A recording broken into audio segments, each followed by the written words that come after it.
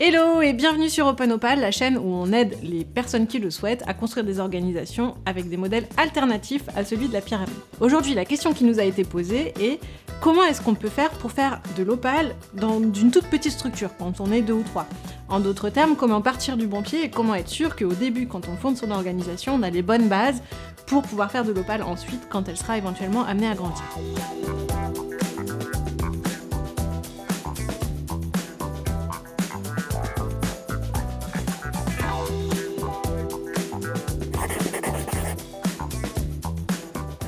Et je vous propose d'y répondre en la décortiquant avec les 3 piliers de ce que c'est l'Opal. Si vous revenez à la toute première vidéo qu'on avait fait, la vidéo de la définition de qu'est-ce qu'une organisation Opal, vous vous rappellerez qu'il y a 3 composantes qui permettent de classifier ou de comprendre ou de théoriser une organisation Opal. L'autogouvernance, la raison d'être et l'authenticité, ou ce que j'ai toujours du mal à traduire de l'anglais et qu'on exprime en anglais par le terme de wholeness. Donc si on regarde ces 3 piliers, on peut, par exemple sur l'autogouvernance, moi je suis toujours partie du principe que quand on est 2 ou 3, enfin même jusqu'à moins de 10, ça sert à rien de se doter d'une ingénierie d'autogouvernance en mode usine à gaz pour quelque chose qui peut finalement se régler de manière très fluide sur un groupe WhatsApp ou en quelques discussions. Donc vraiment, pour tout ce qui est ingénierie, des cercles, holacratie, etc., j'ai vu des organisations des fois où ils étaient 2, ils avaient 3, ils avaient des cercles dans tous les sens avec plein de responsabilités hyper granulaires et en fait ça compliquait plus qu'autre chose, quelque chose qui normalement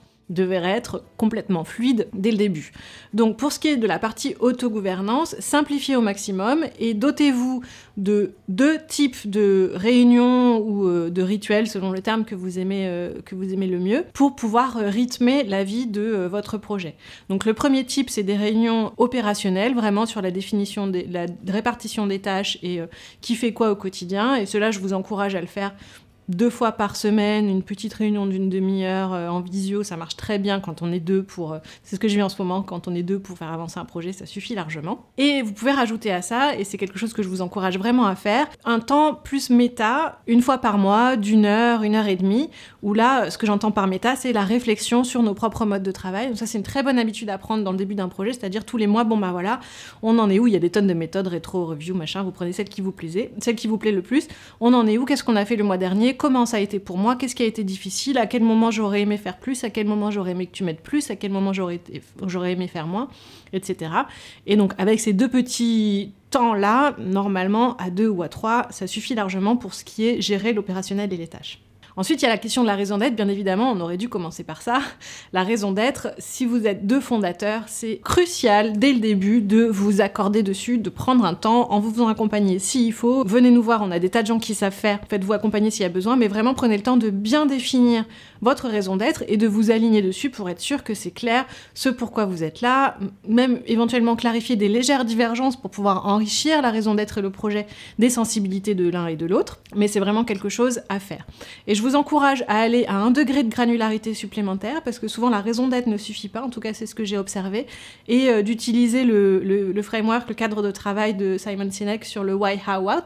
C'est quelque chose qui est difficile à appréhender parce qu'il est assez subtil, mais ça permet de clarifier d'une part le pourquoi, et puis le comment est-ce qu'on a envie d'y arriver, qui est souvent là où on a des divergences. Donc prenez le temps de vraiment clarifier ces choses-là au début du projet, quitte à y passer plusieurs fois d'affilée dessus. Et puis ensuite, le dernier pilier, c'est l'authenticité et la wholeness. Et donc ça, c'est le plus important, ça touche un petit peu ce que j'ai dit au début, mais faites vraiment tout ce que vous pouvez pour construire un climat de confiance absolu entre vous et votre cofondateur, ou les 2-3 personnes qui ont rejoint le projet dans ses tout débuts. Et ça passe par le temps méta dont on parlait, auquel vous pouvez rajouter, si vous voulez, de manière un petit peu plus formalisée, des rituels vraiment de tension. Et donc les rituels de tension, j'en ai entendu plein au fil des années. Il y a un groupe de cofondateurs qui me parlait du fuck you meeting, où 1 fois par mois ils se disaient fuck sur toutes les choses qui avaient vraiment pas marché. Il y a un autre terme qui est le babar, donc l'éléphant, the elephant in the room, donc vraiment faire une réunion en disant bon, c'est quoi le gros problème dont personne n'ose parler et dont il faut qu'on parle, pour pousser les gens à exprimer leur tension. Un autre process qui est issu de la communauté du village des pruniers, donc une communauté bouddhiste dont certains d'entre vous ont déjà entendu parler, où ils appellent ça le rituel des renouveaux, et où c'est une image un peu plus poétique qui se base sur des fleurs. Bon voilà, il y a plein d'exemples possibles de rituels de tension ou de réunions de tension que je vous encourage à mettre dès le départ, peut-être pas toutes les semaines, mais une fois par mois, ou en tout cas essayer vraiment de se muscler à ça, pour vous entraîner à avoir les conversations difficiles qu'il faut avoir dès le début, qui sont propices à cultiver un climat de sécurité qui permet à chacun d'être pleinement soi-même et de prendre les initiatives pour le projet, qui est vraiment la base de comment fonctionner en Opale.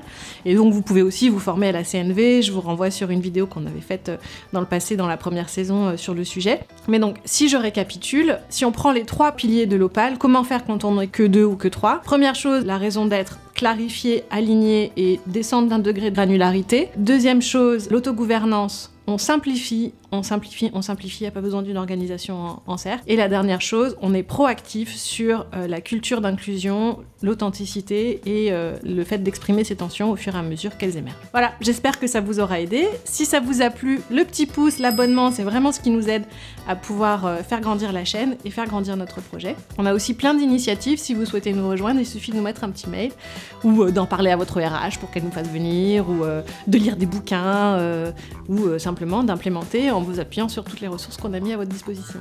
Voilà, à bientôt!